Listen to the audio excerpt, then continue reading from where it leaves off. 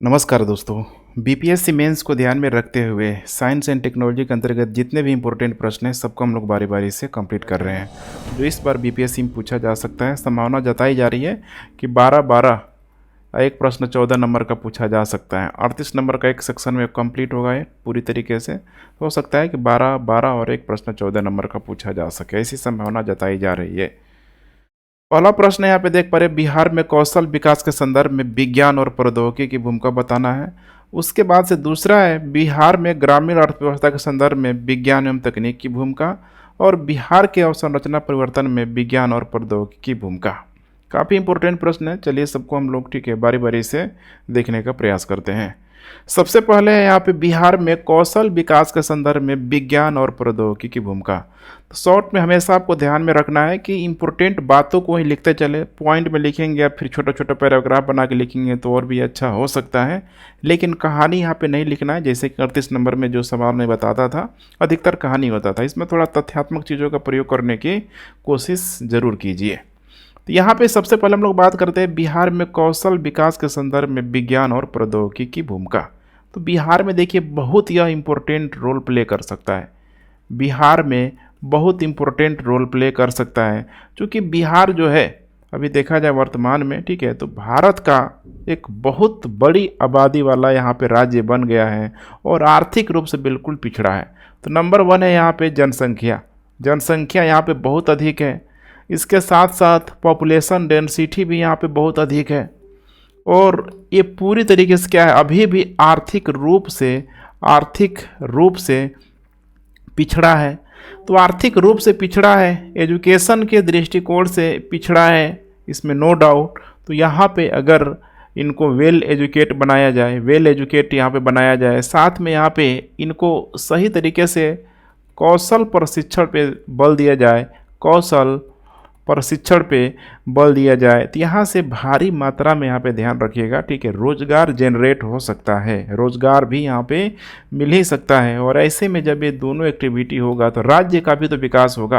अभी राज्य के विकास में बहुत बड़ा जो हाथ है एग्रीकल्चर का है, वो धीरे धीरे यहाँ पे ये जो सेवा क्षेत्र है इसका भी यहाँ पे अधिक होने लगेगा। तो ऐसे में ज़रूरी है कि यहाँ पे बेहतरीन मानव संसाधन बनाया जाए और ये बेहतरीन मानव संसाधन तभी बनाया जा सकता है जब यहाँ पे विज्ञान और प्रौद्योगिकी की भूमिका बड़े रूप में प्रयोग में लाया जाए। अब यहाँ पे हम लोग चलिए बात करते हैं कि कौशल विकास में विज्ञान एवं प्रौद्योगिकी की भूमिका, क्योंकि यही है टॉपिक हमारा ठीक है। कौशल विकास में साइंस एंड टेक्नोलॉजी का प्रयोग किस तरीके से हम लोग कर सकते हैं, कौन कौन सा एरिया है यहाँ पे जहाँ पे बेहतरीन प्रयोग किया जा सकता है। नंबर 1 यहाँ पे हो जाएगा एजुकेशन। क्योंकि ये प्राइमरी चीज़ है, यहाँ पे ध्यान रखिएगा। एजुकेशन से बहुत हद तक गरीबी को यहाँ पे दूर किया जा सकता है। तो एजुकेशन बहुत ज़रूरी है और एजुकेशन कैसा होना चाहिए, बिल्कुल यहाँ पे स्किल्ड बेसिस पे होना चाहिए। और भारत की जो स्कूली जो सिस्टम है यही चीज़ समझ में नहीं आता है ठीक है कि जैसे पश्चिमी देश हो गया, अमेरिकी जैसे देश हो गया, उनके जैसा यहाँ पे नहीं है। उनका शुरू से ही एक स्किल्ड कह सकते हैं कि रोजगार परक एक जो शिक्षा होती है, भारत में अभी भी इस चीज़ को यहाँ पे क्रिटिसाइज किया जाता है। तो एजुकेशन ध्यान रखिएगा। एजुकेशन में यहाँ पे प्रौद्योगिकी का बेहतरीन तरीके से यहाँ पे प्रयोग किया जा सकता है। और प्रौद्योगिकी का जब प्रयोग किया जाएगा यहाँ पे तो गुणवत्ता परक शिक्षा के लिए ध्यान रखिएगा, गुणवत्ता परक शिक्षा के लिए यहाँ पे किया जाएगा। गुणवत्ता परक शिक्षा का मतलब क्या है यहाँ पे कि जो स्टूडेंट है पूरी तरीके से शुरू में ही रटने की प्रक्रिया से बाहर निकले, सोचे समझे, उसका समाधान करे, कोई एक नया रचनात्मक क्रिया को भी लाए जैसे स्टार्टअप वगैरह में होता है। तो यहाँ पे ध्यान रखिएगा कि यहाँ पे सोच आइडेंटिफाई करना बहुत ज़रूरी है। क्या सोच रहे हैं, किसी भी प्रॉब्लम को वे समाधान कैसे कर रहे हैं, इसके साथ साथ क्या उनमें रचनात्मकता है यहाँ पे। अब है हो सकता है कि किसी को इंटरेस्ट डांस करना, शुरू से डांस करे हो, क्रिकेट खेलने की इंटरेस्ट है, शुरू से वो क्रिकेट खेले। तो ऐसे यहाँ पे कोई न कोई एरिया होगा यहाँ पे जिसके वजह से ठीक है कुछ न कुछ यहाँ पे आइडिया आएगा, तो उसमें वो शुरू से वो काम करेगा तो बेहतरीन होगा। अभी क्या है वहीं घिसी पिटी एजुकेशन सिस्टम, कि नहीं इंजीनियर बनना है, डॉक्टर बनना है, आईएएस बनना है। तो ऐसे में क्या होता है कि जो रचनात्मकता होती है, स्टूडेंट के अंदर जो प्रतिभा होती है, वो प्रतिभा यहाँ पे कहीं न कहीं ख़त्म हो जाती है सोशल प्रेशर के चक्कर में। तो यहाँ पे ध्यान देने की यहाँ पे ज़रूरत है। हालांकि अभी इंटरनेट वगैरह ने इस चीज़ को बहुत हद तक यहाँ पे दूर करने का प्रयास किया है, लेकिन इंटरनेट की वजह से चूँकि वही है यहाँ पे कि एक जो गुणवत्तापरक जो शिक्षा होनी चाहिए वो अभी भी नहीं मिल पा रहा है। यूट्यूब की दुनिया की हम लोग बात कर ले, या फिर ठीक है जितने भी सोशल प्लेटफॉर्म है यहाँ पे बहुत सारे जो कह सकते हैं कि कंप्लीट जो इन्फॉर्मेशन है यहाँ पर स्टूडेंट के बीच नहीं आ पा रहा है, जिसकी वजह से वे पूरी तरीके से अभी भी भ्रामक में रह रहे हैं। तो यहाँ पे इस चीज़ को यहाँ पे समझने का प्रयास करना है। हालांकि एजुकेशन के लिए यहाँ पे बिहार सरकार यहाँ पे कुछ कार्य कर रही है, जैसे कि बहुत सारे आईटीआई वगैरह में कम समय में यहाँ पे स्किल्ड लेबर यहाँ पे बनाया जा सकता है। ध्यान रखिएगा, स्किल्ड लेबर बनाया जा सकता है। लेबर पॉलिटेक्निक कॉलेज वगैरह यहाँ पे बड़ी मात्रा में खोला जा रहा है। इसके अलावा डिजिटल क्षेत्र में कार्य करने के लिए, इसको बढ़ावा देने के लिए भी बड़े मात्रा में यहाँ पे इंफ्रास्ट्रक्चर को डेवलप करने का प्रयास किया जा रहा है।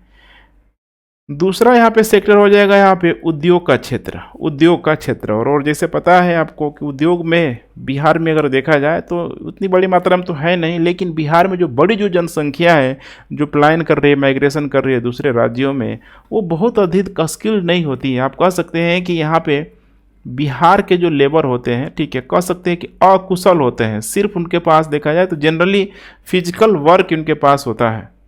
तो ये समस्या है कि नहीं है?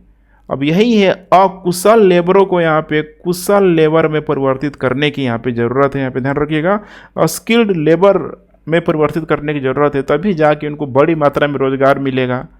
अकुशल लेबरों को रोज़गार मिल जाता है, लेकिन उनकी जो यहाँ पे वेजेज होती है, जो सैलरी कह सकते हैं, ठीक है, जो मेहनताना होता है बहुत कम होता है। लेकिन जब कुशल बन जाएंगे यहाँ पे तो उनकी सैलरी वेजेज वगैरह भी यहाँ पे बढ़ जाएगा।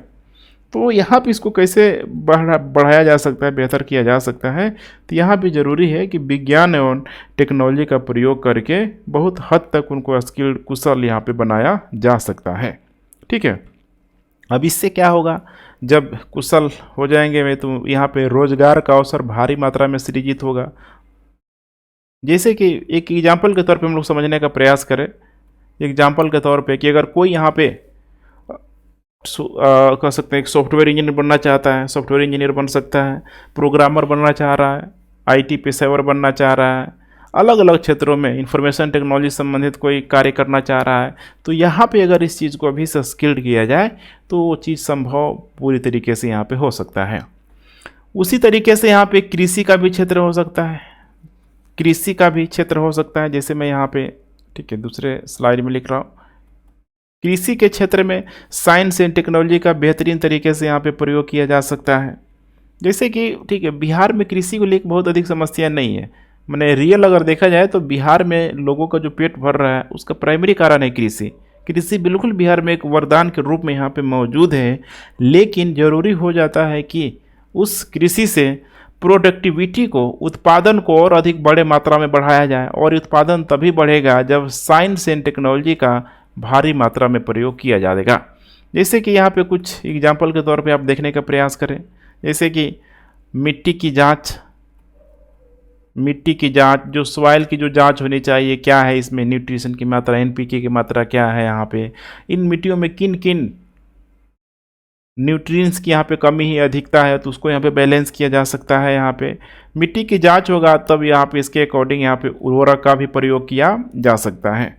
उसके साथ साथ, ठीक है, साथ में कह सकते हैं कि मौसम की भविष्यवाणी, बेमौसम बहुत समस्या देता है, ठीक है, बेमौसम होता है ना बरसात, उससे किसानों को अधिक लॉस होता है, बहुत सारी खड़ी फसलें बर्बाद हो जाती है। तो यहाँ पे मौसम की भविष्यवाणी के लिए यहाँ पे प्रयोग किया जा सकता है, बेहतरीन बीज का प्रयोग किया जा सकता है। ऐसे आपको, ठीक है, जितना भी डायमेंशन हो सके, छोटी छोटी जो सेगमेंट है इसको पूरा करना है, बहुत अधिक शब्दों का प्रयोग नहीं करना है, ध्यान रखिएगा। कृषि के साथ साथ यहाँ पे हो सकता है कि यहाँ पे मशीनीकरण का बड़ी मात्रा में प्रयोग किया जाए, मशीनीकरण का प्रयोग किया जाए। जैसे कि यहाँ पे हार्वेस्टर हो जाएगा, थ्रेसर मशीन हो गया, खरपतवार प्रबंधन हो गया, इन सारे ही क्षेत्रों में मशीनीकरण का प्रयोग करके और प्रोडक्शन को बेहतरीन बनाया जा सकता है। इसके अलावा यहाँ पे नेक्स्ट हो जाएगा ई शासन के क्षेत्र में, ई शासन के क्षेत्र में, अर्थात कह सकते हैं कि ई गवर्नेंस के माध्यम से। अब ई गवर्नेंस का माध्यम क्या है यहाँ पे, बिल्कुल G2C, government to consumer, government to consumer, अर्थात सरकारी जो भी योजनाएं चलाई जा रही है, जितनी भी सरकारी योजनाएं चला जा रही है, उन सरकारी योजनाओं को, सरकारी योजनाओं को लोगों तक यहाँ पे पहुँच होना चाहिए, लोगों तक पहुँच होनी चाहिए। और यहाँ पे एक शब्द लगा है ई शासन, अर्थात इंटरनेट के माध्यम से हम लोग आसानी से इसको लोगों तक यहाँ पे पहुँचा सकते हैं, तभी जाके लोगों को बहुमूल्य यहाँ पे जानकारी मिलेगी ही मिलेगी। अब इस मामले में देखेंगे तो कुछ सरकार के द्वारा कुछ शानदार स्टेप लिया गया है, जैसे कि यहाँ पे एजुकेशन को लेके नई शिक्षा नीति को लाया गया है, नई शिक्षा नीति को लाया गया है, जिसमें ठीक है शुरू से ही यहाँ पे कौशल पर विशेष बल दिया जा रहा है। ध्यान रखिएगा, कौशल पर विशेष यहाँ पे बल दिया जा रहा है। 8वीं क्लास से सोचिए बच्चों को सिखा दिया जाए कि तुम्हें किस काम में इंटरेस्ट है, तुम्हारे पास क्या आइडिया है, तो आगे चल के वो बेहतरीन शानदार कार्य यहाँ पे करेगा ही करेगा, नहीं करने का कोई सवाल ही पैदा नहीं होता है। तो ये चीज़ यहाँ पे बहुत यहाँ पे क्या है, ज़रूरी है। तो कुल मिला के यहाँ पे आपको यही दिखाने की कोशिश करना है कि देखिए आज वर्तमान में साइंस एंड टेक्नोलॉजी ने व्यक्ति के जीवन में इस तरीके से साबित हो गया है, माने इतना इन्वॉल्व हो गया है कि इसके बिना तो लगता है कि आज जीवन की परिकल्पना ही कोई नहीं कर सकता है। सोने से लेके जगने तक, जगने से लेके सोने तक, हर जगह विज्ञान और तकनीक का प्रयोग हो रहा है। और ऐसे में अब ज़रूरी हो जाता है कि साइंस एंड टेक्नोलॉजी का जो प्रयोग है, इंटरनेट का जो प्रयोग है, एक शानदार तरीके से, एक पॉजिटिव वे में, एक हुनर के रूप में यहाँ पे किया जाए। कोई डांस सीख रहा है, डांस सिखाया जाए, पढ़ना चाह रहा है, पढ़ना सिखाया जाए, कोई काम करना चाह रहा है, उस काम को, देख रहे हैं ना आजकल क्या नहीं है इंटरनेट की दुनिया में। तो ये ज़रूरी हो जाता है यहाँ पे कि इसका सही एक सकारात्मक तरीके से प्रयोग किया जाए, जिससे रोज़गार में दिक्कत ना आए और लोगों में तभी जाके एक गुणवत्तापूर्वक जीवन का विकास हो पाएगा, जीने का बेहतरीन मौका मिल पाएगा। जब तक आय ही, इनकम ही जनरेट नहीं होगा, क्या होगा, खुद सोच के आप देखिए। तो ये समस्या यहाँ पे बनी ही रहेगी। अब यहाँ पे दूसरे प्रश्न की हम लोग बात करते हैं, बिहार में ग्रामीण अर्थव्यवस्था के संदर्भ में विज्ञान एवं तकनीक की भूमिका।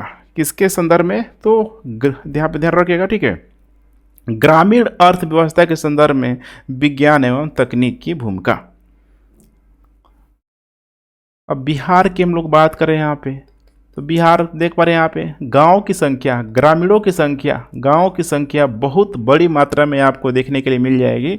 और बिहार में अभी देखा जाए तो 60% से अधिक जो आबादी है अभी भी गाँव में निवास करती है। और वहीं से बिहार की अर्थव्यवस्था को गति देने का प्रयास करती है, अर्थात एग्रीकल्चर क्षेत्र में कार्य करने का यहाँ पे प्रयास करती है।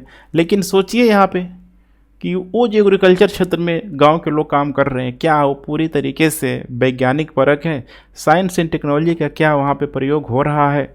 वहाँ पे भी देखेंगे तो गांव में जो कृषि हो रहा है बड़ी मात्रा में, वहाँ पे मॉडर्नाइजेशन की, आधुनिकीकरण की यहाँ पे कमी है, आधुनिकीकरण की कमी है यहाँ पे। और आधुनिकीकरण की कमी के साथ साथ यहाँ पे कौशल विकास की भी कमी है, कौशल विकास की कमी है। अब ऐसे में स्वाभाविक सी बात है कि जो प्रोडक्शन है, प्रोडक्शन पे फर्क पड़ेगा ही पड़ेगा। प्रोडक्शन तो हो रहा है, लेकिन जितनी मात्रा में यहाँ पे होना चाहिए उतनी मात्रा में यहाँ पे नहीं हो पा रहा है। अर्थव्यवस्था में कंट्रीब्यूशन दिया जा रहा है, लेकिन जितनी पोटेंशियल है, जितनी कह सकते हैं कि क्षमता है, उस क्षमता से यहाँ पे दिया नहीं जा रहा है। तो अब ज़रूरी क्या है, उस क्षमता तक कैसे पहुँचा जाए। तो ज़रूरी हो यहाँ पे कि बिहार में उस क्षमता तक पहुँचने के लिए यहाँ पे बड़ी मात्रा में, ध्यान रखिएगा, बड़ी मात्रा में साइंस एंड टेक्नोलॉजी का प्रयोग किया जाए, साइंस एंड टेक्नोलॉजी का प्रयोग किया जाए, जहाँ पे हर एक एरिया में प्रोडक्टिविटी को बढ़ाया जाए, तभी जाके ग्रामीण अर्थव्यवस्था और मजबूती से यहाँ पे उभर पाएगी, सामने आ पाएगी। गांव के लोगों का भी ठीक है विकास हो पाएगा, शिक्षा जैसी सुविधाएं पहुंच पाएगी, इंटरनेट जैसी सुविधाएं पहुंच पाएगी, जो भी बुनियादी जो ढांचा है, बिजली, सड़क, पानी, रोड, सब उन तक पहुंच पाएगी। तो ये ज़रूरी है कि यहाँ पे इसको किस तरीके से डेवलप किया जाए, तो उसमें बहुत बड़ा यहाँ पे रोल निभा सकता है विज्ञान। ध्यान रखिएगा, साइंस एंड टेक्नोलॉजी। अब आइए हम लोग यहाँ पे बात करते हैं ग्रामीण अर्थव्यवस्था में, ठीक है, प्रौद्योगिकी की भूमिका यहाँ पे क्या हो सकती है। तो बिहार के ग्रामीण अर्थव्यवस्था में प्रौद्योगिकी की, आवाज़ को आप लोग सुनते रहिएगा, ठीक है, ग्रामीण अवस्था में प्रौद्योगिकी की भूमिका, क्या क्या यहाँ पे इसकी भूमिका हो सकती है, ठीक है। अब ग्रामीण अर्थव्यवस्था का मतलब क्या है यहाँ पे, अधिकतर मामले में देखेंगे यहाँ पे तो जो भी प्राइमरी एक्टिविटी है यहाँ पे, प्राथमिक जो क्रियाकलाप है जिसमें कृषि सबसे इम्पोर्टेंट है, और इसी कृषि को बिहार की अर्थव्यवस्था का देखा जाए तो रीढ़ माना जाता है। तो इसीलिए यहाँ पे नंबर 1 यहाँ पे हो जाएगा कृषि में प्रौद्योगिकी। कृषि में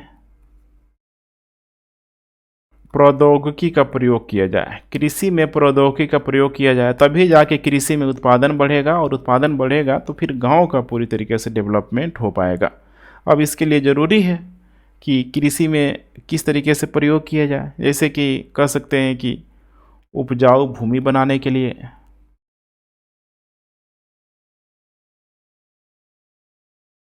उपजाऊ भूमि को बनाने के लिए, कृषि क्षमता को जितना हो सके कृषि क्षमता को बढ़ाने के लिए। अब इन सारे चीज़ों को ध्यान में रखेंगे तो इसको करने के लिए आपको बेहद ज़रूरी हो जाता है कि बीज, जो भी यहाँ पे इम्पोर्टेंट जो भी उर्वरक, या फिर कह सकते हैं कि कीटनाशक दवा का प्रयोग, कीटनाशक दवा का प्रयोग, सिंचाई का साधन, सिंचाई के साधन, सारी ही चीज़ों का बेहतरीन तरीके से प्रबंधन यहाँ पे ज़रूरी हो जाता है। जैसे कि यहाँ पे बीज, जेनेटिकली मॉडिफाइड बीजों का बड़ी मात्रा में प्रयोग किया जा सकता है उर्वरक के रूप में यहाँ पे, ठीक है। जब मृदा का जांच वगैरह हो जाएगा तो उन्हीं उर्वरकों का प्रयोग किया जाएगा जिसमें, ठीक है, मृदा में यहाँ पे कमी हो। कीटनाशक वगैरह खासकर जेनेटिकली मॉडिफाइड में, ठीक है, एक समस्या है कि इसमें पेस्टिसाइड वगैरह कीटनाशक दवाओं का प्रयोग करना पड़ता है। तो यहाँ पे बहुत हद तक, ठीक है, बिहार थोड़ा सा जैविक कृषि की तरफ भी बढ़ सकता है, यहाँ पे बात कर सकते हैं। सिंचाई के साधन के 2 साधनों को हमेशा आपको ध्यान रखना है, पहला है ड्रिप इरिगेशन और दूसरा है यहाँ पे स्प्रिंकल। ध्यान रखिएगा, ड्रिप और यहाँ पे स्प्रिंकल, डेली में करा रहा हूँ अभी इन 2 चीज़ों को, बार बार कितनी बार यहाँ पर रिपीट हो चुका है। तो यहाँ पे आप इसका विकास कर सकते हैं। इसके अलावा यहाँ पे कृषि में यहाँ पे देखा जाए तो पशुपालन को भी बढ़ावा दिया जा सकता है, कृषि में पशुपालन को बढ़ावा दिया जा सकता है। और पशुपालन का जो बढ़ावा दिया जा रहा है, जैसे कि उसमें भी पशुओं में भी यहाँ पे कुछ ना कुछ जेनेटिकली मॉडिफाइड यहाँ पे करना पड़ेगा। जैसे कि यहाँ पे जितना हो सके उन्नत जो पशुओं की जो नस्ल होती है उसमें बल दिया जाए, कृत्रिम गर्भाधान पे बल दिया जाए, कृत्रिम गर्भाधान, ताकि जो भी, ठीक है, इम्पोर्टेंट नस्ल वाले, खासकर बहुत बड़े मात्रा में जो कह सकते हैं कि जो गाय हैं, भैंस है, जो दूध जो दे रहे हैं, उनकी संख्या को यहाँ पे पूरी तरीके से बढ़ाया जाए। आहार पद्धति में यहाँ पे सुधार लाया जा सकता है, आहार पद्धति में सुधार लाया जा सकता है, तभी जाके ये पशुपालन एरिया भी जो देख पा रहे हैं, यहाँ से भी किसानों की आय बढ़ाने में बड़ी मात्रा में मदद मिलेगा। तो जो सपना है कि किसानों की आय को दोगुना करना है, उस सपने को सिर्फ और सिर्फ कृषि एक्टिविटी करके पूरा नहीं किया जा सकता है। हालांकि कृषि के साथ साथ उससे सामंजस्य जो भी जुड़ी हुई एक्टिविटी है वो भी करना पड़ेगा। जैसे पशुपालन है, पशुपालन के साथ साथ मछली पालन हो जाएगा। तो वैसे आपको एक एक एरिया बना के लिखते चलना है। दूसरा एरिया यहाँ पे हो जाएगा, यहाँ पे नवीकरणीय ऊर्जा, नवीकरणीय ऊर्जा। और नवीकरणीय ऊर्जा का प्रोडक्शन जहाँ होगा वो एरिया कौन होगा, ग्रामीण एरिया होगा। खुद सोच के देखिए, इसके लिए बड़ी मात्रा में यहाँ पे भूमि की ज़रूरत होगी, शहरों में तो नहीं मिलेगा। नदियों की ज़रूरत होगी हाइड्रो इलेक्ट्रिसिटी पावर प्लांट बनाने के लिए, तो वो भी आसानी से गाँव में, ठीक है, आपको देखने के लिए मिल जाएगा। जो भी है सौर ऊर्जा की हम लोग बात करते हैं, सौर हो जाएगा यहाँ पे, सौर ऊर्जा, पवन ऊर्जा, विंड पावर प्लांट लगाने के लिए भी, ठीक है, बहुत बड़ी मात्रा में जगहों की ज़रूरत होती है। बायोमास हो गया, बायोमास हो जाएगा। इन सारे ही चीज़ों में, ठीक है, कह सकते हैं कि ऊर्जा जनरेट करने की अक्षम यहाँ पे क्षमता मौजूद है। अगर इन सारे ही जगहों पे ठीक है बेहतरीन तरीके से साइंस एंड टेक्नोलॉजी का प्रयोग किया जाए तो बिहार के क्षेत्रों में भी जीवाश्म ईंधन पे निर्भरता काफ़ी कम हो सकती है। ध्यान रखिएगा, जीवाश्म ईंधन आज भी देखते होंगे घर में, ठीक है, जो महिलाएं होती हैं बहुत बड़ी मात्रा में आज भी बिहार में भी खाना पकाने के लिए लकड़ियों का प्रयोग किया जाता है, जो कि बहुत बड़े लॉन्ग टर्म के लिए ठीक है बीमारी का कारण बनता ही बनता है। तो इसको बहुत हद तक यहाँ पे ध्यान रखिएगा, सॉर्ट आउट तो किया जा सकता है नवीकरणीय ऊर्जा का प्रयोग करके। इसी तरीके से यहाँ पे ठीक है जैसे कि रूफ टॉप हो गया, आजकल छतों में लगाया जा रहा है roof top solar power plant को लगा के, इसमें गवर्नमेंट भी काफ़ी प्रयास कर रहा है। सोलर पावर प्लांट ठीक है सब यहाँ पे प्रयोग करके यहाँ पे स्वच्छ ऊर्जा को बढ़ावा दिया जा सकता है, ध्यान रखिएगा, ठीक है। उसके बाद कुछ और भी एरियाज है जैसे कि ग्रामीण संरचना को लेके, ग्रामीण अधोसंरचना को लेके। अब ग्रामीण अधोसंरचना का मतलब क्या है कि जो भी ग्रामीण जो संरचना है, जैसे कि ग्रामीणों का जो सड़क बेहतरीन किया जाए, जो भी छोटा मोटा नदी नाला होगा यहाँ पे ऊपर बना हुआ पुल हो गया, जल आपूर्ति हो गया, यहाँ पे बुनियादी सुधार प्रदान करने के लिए यहाँ पे भी साइंस एंड टेक्नोलॉजी का प्रयोग बड़ी मात्रा में यहाँ पे लिया जा सकता है। और तो और यहाँ पे किसान अपनी फसलों को बेचने के लिए यहाँ पे बड़े मात्रा में इस सुविधा के माध्यम से बाजार, ध्यान रखिएगा, बाजार भी प्राप्त कर सकते हैं, ठीक है। हो ही सकता है, आप इंटरनेट की दुनिया है यहाँ पे, तो बाजार तक पहुँचने में अपने उत्पाद को उनको ठीक है बेचने में मदद मिलेगी। इंटरनेट की दुनिया में आएंगे, बाज़ारों की दुनिया में आएंगे तो यहाँ पे पूरी तरीके से डिमांड एंड सप्लाई का खेल होता है। और हो ना हो यहाँ पे लोकल लेवल से अगर देखा जाए तो उनकी वस्तुएं बाहर निकलेगी तो स्वाभाविक सी बात है कि उन पे ठीक है आय जो है, उनकी वस्तुओं का जो बढ़िया मूल्य भी प्राप्त होगा, उनसे किसानों की यहाँ पे बढ़ेगी। इसके अलावा कुछ और भी एरियाज है जैसे कि यहाँ पे खाद्य प्रसंस्करण क्षेत्र। अभी सोचिए बिहार में कितना बड़े मात्रा में रॉ मटेरियल होता है। आलू हो गया लेकिन वहाँ चिप्स तो नहीं बनता है, टमाटर इतने बड़े मात्रा में हो रहा है लेकिन फिर भी देख पा रहे सॉस टमाटर की चटनी कोई और कंपनियां बना रही है, अचार भी हो रहा है। तो यहाँ पे आपको समझने की कोशिश करना है कि अगर साइंस एंड टेक्नोलॉजी का इस खाद्य प्रसंस्करण वाले एरिया में अगर बेहतरीन तरीके से प्रयोग किया जाए तो देख पा रहे सदियों से 100 साल पहले, हजारों साल पहले ठीक है देखेंगे तो उन सारे क्षेत्रों में महिलाएं क्या करती थी, महिलाएं अचार बनाती थी। अब यही जो ग्रामीण जो महिलाएं हैं जिनमें कई सारी प्रतिभाएं होती है, सोचिए अगर अचार बनाने की उनमें कला है तो आसानी से इसका प्रयोग करते हुए, साइंस एंड टेक्नोलॉजी का प्रयोग करते हुए ठीक है वो उनको यहाँ पे बाज़ार उपलब्ध हो सकता है, इंटरनेट के माध्यम से बाज़ार उपलब्ध हो सकता है। तो यहाँ पे इसी तरीके से आपको बताने की कोशिश करना। उसी तरीके से यहाँ पे धान हो गया, गेहूं हो गया, मक्का हो गया, इन सारे ही क्षेत्रों पे ठीक है जल्दी ये खराब ना हो जाए तो साइंस एंड टेक्नोलॉजी का प्रयोग करना ही पड़ेगा। सोचिए अचार ही बन रहा है, बाजार तक जाते जाते पता चले कि 2-4 दिन में ख़राब हो गया, तो इसमें कुछ न कुछ केमिकल का प्रयोग किया जाता है जिसकी वजह से लंबे समय तक इसका ठीक है लाइफ कह सकते हैं कि इंक्रीज हो सके, बढ़ सके। तो ये ज़रूरी हो जाता है यहाँ पे हर एरिया में। अब चूँकि यहाँ पे लिमिट है, संक्षेप में पूछा जा रहा है, शब्दों की लिमिट है, कोशिश यही करना है कि सारे एरिया को ठीक है कवर करने का प्रयास करना है आप लोगों को, लेकिन ध्यान रखिएगा कम से कम शब्दों में यहाँ पे प्रयास करना है। ध्यान रखिएगा कम से कम। यहाँ पे आप टिप्पणी कर सकते हैं या फिर कह सकते हैं कि निष्कर्ष के रूप में यहाँ पे आप बता सकते हैं कि साइंस एंड टेक्नोलॉजी ने बिहार की ग्रामीण अर्थव्यवस्था के लिए बिल्कुल ही एक वरदान का रूप कार्य कर रहा है, वरदान के रूप में उभरा है। जहाँ पे देखेंगे बिहार में तो चाहे हम लोग प्राइमरी, सेकेंडरी, टर्शियरी, प्राथमिक, द्वितीयक, तृतीयक, हर एरिया के लिए ध्यान रखिएगा, हर एरिया के लिए अगर देखा जाए तो ग्रामीण क्षेत्रों में स्कोप है ही है, ग्रामीण क्षेत्रों में स्कोप है ही है। और ऐसे में अगर लोगों को यहाँ पे कुशल बना दिया जाए, वेल ट्रेंड बना दिया जाए, सही से स्किल्ड यहाँ पे कर दिया जाए तो स्वाभाविक सी बात है कि उनके भी गुणवत्तापूर्वक जीवन में विकास होगा ही होगा, और साथ में विकास का भी बिहार होगा, और जो विकास ठीक है बिहार का होगा यहाँ पे, तो साथ में भारत का भी विकास होगा ही होगा। भारत का HDI अच्छा होगा, भारत भी अंतर्राष्ट्रीय मंचों में मजबूती से खड़ा हो पाएगा। अब आइए हम लोग नेक्स्ट प्रश्न की बात करते हैं। यहाँ पे बिहार के अवसंरचना परिवर्तन में विज्ञान और प्रौद्योगिकी की भूमिका। अब क्या लिखा है, बिहार के अवसंरचना परिवर्तन में। अब यही है बिहार का पूरा पूरा बुनियादी ढांचा में किस प्रकार से विज्ञान और प्रौद्योगिकी यहाँ पे इंपॉर्टेंट रोल प्ले कर सकता है। तो यहाँ पे आपको बताने के प्रयास करना है यहाँ पे कि अवसंरचना का मतलब क्या होता है, अवसंरचना का मतलब क्या होता है, ठीक है, किस प्रकार से इसको और बेहतर बनाया जा सकता है।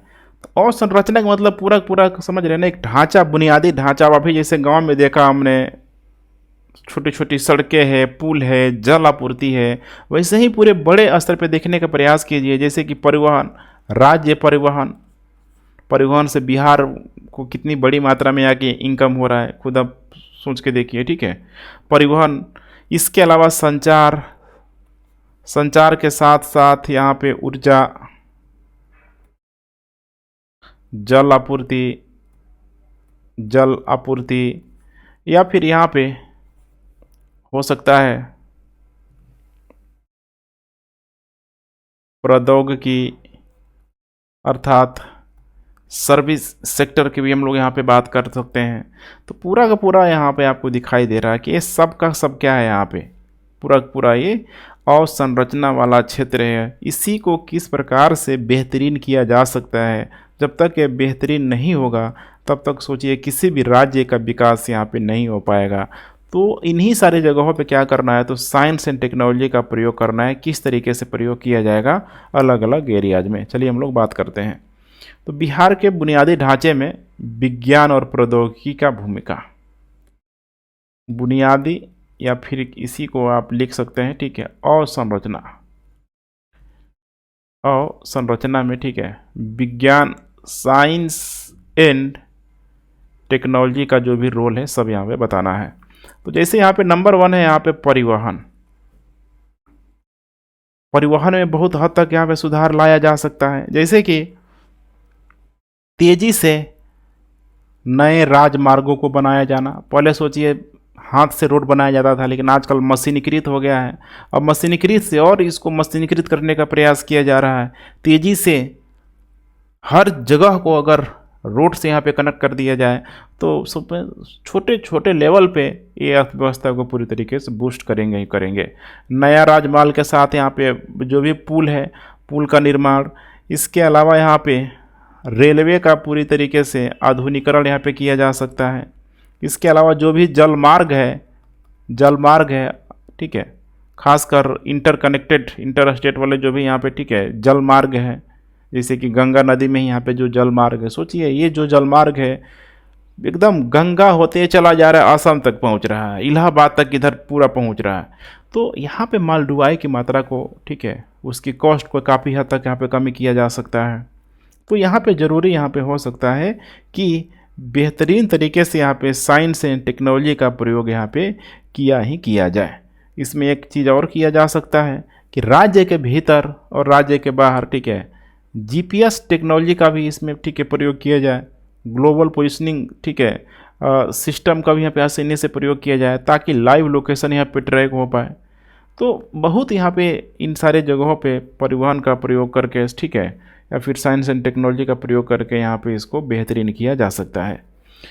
उसी तरीके से इसी एरिया में यहाँ पे देख पा रहे हैं जो भी यहाँ पे नए राजमार्ग हो गया, पुल हो गया, रेलवे हो गया, रेलवे का भी विकास के लिए पटना मेट्रो रेलवे परियोजना,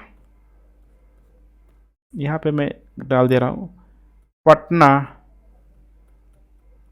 मेट्रो रेल परियोजना। साइंस एंड टेक्नोलॉजी का जो अप्लाई हो रहा है सबसे, अभी देख पा रहे हैं ना, मतलब कह सकते हैं कि एक इनोवेटिव आइडियाज़ के रूप में देखने के लिए मिल रहा है। हालांकि अभी तो देख पा रहे हैं ना, समुद्रों के नीचे भी एकदम चला दिया जा रहा है। अभी तो जो रेल का जो कॉन्सेप्ट है और भी अधिक होता जा रहा है, इसका स्पीड को बढ़ाने की बात किया जा रहा है। हालांकि ये सारी जो चीज़ें पॉसिबल हो पा रहा है, ये साइंस एंड टेक्नोलॉजी की बदौलत ही पॉसिबल हो पा रहा है। तो पटना रेल परियोजना पटना रेल परियोजना हो गया, इसके साथ साथ यहाँ पे पटना ब्रिज हो गया, पटना ब्रिज हो गया। छपरा का देखिए किस प्रकार से डबल डेकर बनाया गया, डबल डेकर, कितना नायाब तरीका है, खुद सोच के देखिए। एक ही जगह पे स्पेस उतना ही है, ऊंचाई को बढ़ा दीजिए, दोनों चीज़ें चलने लगेगी डबल डेकर के रूप में। डबल डेकर, फ्लाई ओवर, इन सारे ही चीज़ों के माध्यम से यहाँ पे कनेक्टिविटी को देख पा रहे हैं कितना आसान कर दिया है। वहीं जो कुछ साल, 4-5 साल, 10 साल पहले देखेंगे तो जो गांधी सेतु पुल हुआ करता था, कितना उसमें ट्रैफिक हुआ करता था, लेकिन उसका पूरा जीर्णोद्धार वहाँ पे किया गया, कितना सही तरीके से उसको, ठीक है, मेंटेन यहाँ पे किया गया साइंस एंड टेक्नोलॉजी का प्रयोग करते हुए। और उसके अल्टरनेट में ही, ठीक है, दूसरा भी पुल बनाया गया। तो ये सब तेज़ी से जो काम हो रही है, इसमें हर जगह साइंस एंड टेक्नोलॉजी छिपा हुआ है, यही बताने की आपको कोशिश करना है। उसके बाद यहाँ पे नेक्स्ट हो जाएगा, यहाँ पे संचार का साधन हो जाएगा। राज्य ने संचार बुनियादी ढांचे में भारी सुधार देखा है, जिसका बेहतरीन कनेक्टिविटी और सूचना तक पहुंच में वृद्धि हुई ही हुई है। और इसमें सबसे बड़े मात्रा में जो प्रयोग किया गया है ऑप्टिकल फाइबर। ऑप्टिकल फाइबर देखा जाए तो 100% इसमें परिवर्तन होता है। सोचिए 100% परिवर्तन होता है, कहीं से इसमें लीकेज की संभावना नहीं होती। इसीलिए नेट जो होता है ऑप्टिकल फाइबर में बहुत तेज़ी से कार्य करता ही करता है।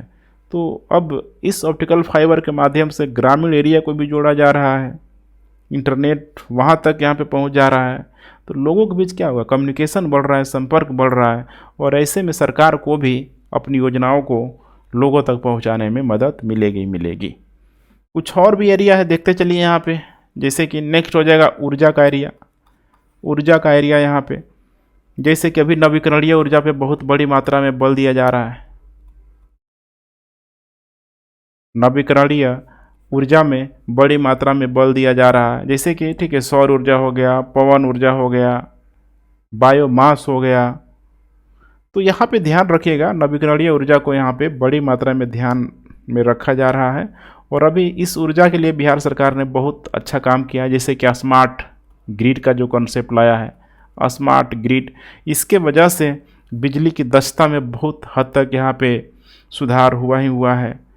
खपत जो है, खपत में भी भारी मात्रा में कमी आई है, अर्थात अब उतनी ही बिजली का आसानी से लोगों में सही तरीके से डिस्ट्रीब्यूट करके उनकी मांगों को पूरा किया जा रहा है। स्मार्ट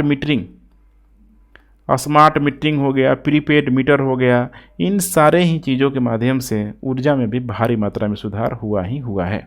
इसके अलावा अभी देख पा रहे हैं स्वच्छ ऊर्जा को लेके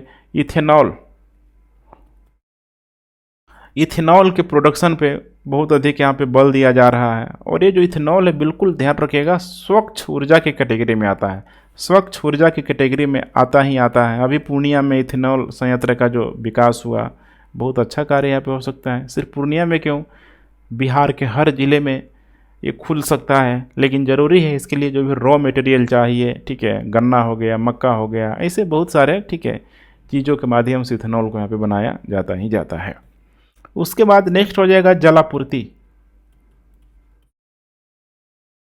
जलापूर्ति वाला क्षेत्र, ठीक है। तो ये भी बहुत इंपॉर्टेंट है। देखते होंगे कि शहरों में कई सारा जगह, गांव में कई जगह कहीं सीवेज टूट जाए, फूट जाए, पानी अपने आप वेस्टेज यहाँ पे होता ही होता है।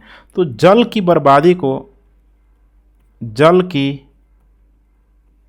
बर्बादी को रोकने के लिए यहाँ पे प्रयोग किया जा सकता है। ध्यान रखिएगा, जल की बर्बादी को रोकने के लिए प्रयोग किया जा सकता है इसमें साइंस एंड टेक्नोलॉजी का, जिसकी वजह से वो सिर्फ तुरंत मैसेज दे देगा कि देखो यहाँ पे लीकेज हुआ है, एग्जैक्ट उसका लोकेशन बता देगा, तो तेज़ी से उसका यहाँ पे सुधार यहाँ पे हो सकता है।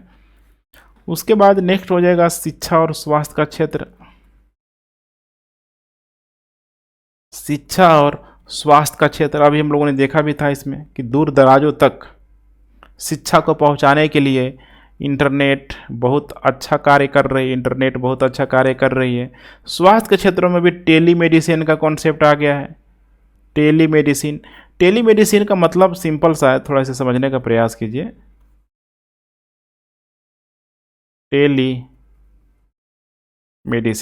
टेलीमेडिसिन का मतलब है कि यहाँ पे घर बैठे घर बैठे, या फिर हो सकता है कि कोई बड़ा डॉक्टर है, ऐसे समझिए, ठीक है, कोई बड़ा डॉक्टर है, शहरों में रह रहा है। अब उस बड़े डॉक्टर के माध्यम से यहाँ पे जो छोटा छोटा हॉस्पिटल है, माइक्रो लेवल पे, ये हॉस्पिटल समझिए गांव तक ये पहुंच सकता है, गांव तक पहुंच सकता है।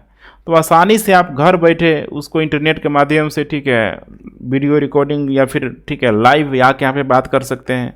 जो भी ये छोटे छोटे लेवल पे यहाँ पे खुला होगा हॉस्पिटल, यहाँ से अपॉइंटमेंट लेके इस डॉक्टर से चेकअप करा सकते हैं, कोई समस्या नहीं होगी। तो ये बहुत ही शानदार कॉन्सेप्ट लाया गया है यहाँ पे, टेली मेडिसिन, यहाँ पे नाम ही लगा हुआ है टेली मेडिसिन। तो कह सकते हैं कि स्वास्थ्य के क्षेत्र में भी एक बहुत बड़ा क्रांति का कार्य कर ही रहा है। फाइनली आपको यहाँ पे, ठीक है, निष्कर्ष के रूप में बता देना है कि विज्ञान और प्रौद्योगिकी ने बिहार के संरचनात्मक परिवर्तन में, ठीक है, मैं इसे मिटा देता हूँ यहाँ पे, निष्कर्ष में बिहार के पूरा जो संरचनात्मक, ठीक है, या फिर कह सकते हैं ढांचागत अवसंरचना, ठीक है, अवसंरचना, बुनियादी ढांचा, जितनी भी सारी बातें लिख ले सबका मिला जुला के, ठीक है, मतलब एक ही होता है। इन सारे क्षेत्रों में साइंस एंड टेक्नोलॉजी ने बहुत बड़ा इंपॉर्टेंट रोल प्ले किया ही किया है, चाहे वो पूरा एरिया है, परिवहन, संचार, ऊर्जा, जल आपूर्ति, शिक्षा, स्वास्थ्य। इससे क्या हो रहा है, तो नागरिकों के जीवन में गुणवत्तापूर्वक सुधार आ रहा है, नागरिक के जीवन में गुणवत्तापूर्वक सुधार आ रहा है। सरकार और निजी क्षेत्रों को अब तक हुई प्रगति को बनाए रखने के लिए शेष ढांचागत चुनौतियों का अभी भी सामना करना ही होगा। जैसे कि अभी वेस्टर्न कंट्री है, ठीक है, यूएसए वगैरह है, वे सब इन सारे चीज़ों से पार करके आज वे लोग, ठीक है, तभी जाके डेवलप स्टेज पे विकसित देश के रूप में स्टेबल है। तो चुनौतियों का हर जगह सामना करना ही करना पड़ेगा, लेकिन उन चुनौतियों का समाधान है साइंस एंड टेक्नोलॉजी का, इसका बेहतरीन तरीके से प्रयोग करके हम लोग भी इस स्तर पे यहाँ पे पहुँच सकते हैं। ज़रूरी है यहाँ पे, मैं बार बार बोलता हूँ कि सरकार के साथ साथ लोगों का भी सहयोग ज़रूरी है, कम्युनिकेशन बहुत ज़रूरी है, तभी जाके सारा चीज़ पूरा हो पाएगा। तो ठीक है फ्रेंड्स, आई होप चीज़ों का आप लोग समझ रहे होंगे। अपना फीडबैक ज़रूर दें। Thanks for watching. जय हिंद।